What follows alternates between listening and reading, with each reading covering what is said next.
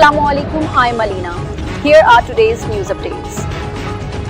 खबर शामिल करते हैं डॉक्टर हाफिज कामरान से। गदागिरी के खिलाफ आगाही वॉक, सिविल सोसाइटी और ताजिर बिरादरी की भरपूर शिरकत। Gujranwala coalition for change network Punjab की मेंबर तंजीमों ने social welfare and Betul mall department की हदायत पर गदागिरी के खिलाफ आगाही वॉक का इनेकाद किया। शुरा ने अपने खिताब में कहा कि बेकारी माफिया एक संगीन समाजी मसला बन चुका है जो न सिर्फ माशरे की खूबसूरती को मुतासर करता है बल्कि हकीकी ज़रूरतमंदों के अफराद के हकूक़ पर डाका डालता है। मुकर्रिरीन का कहना था कि पेशावर बेकारी गिरोह मुनज़्ज़म अंदाज में मासूम बच्चों, ख़वातीन और बुजुर्गों को इस्तेमाल करते हैं जिससे इंसानी हमदर्दी का जज्बा भी मजरूह होता है। इन्होंने जोर दिया कि इस मसले के हल के लिए हुकूमत, समाजी इदारों और अवाम को मिलकर अपना किरदार अदा करना होगा ताकि हकीकी मुस्तहिक अफराद की दुरुस्त अंदाज में मदद की जा सके और पेशेवर बेकारी माफिया का खात्मा मुमकिन बनाया जा सके।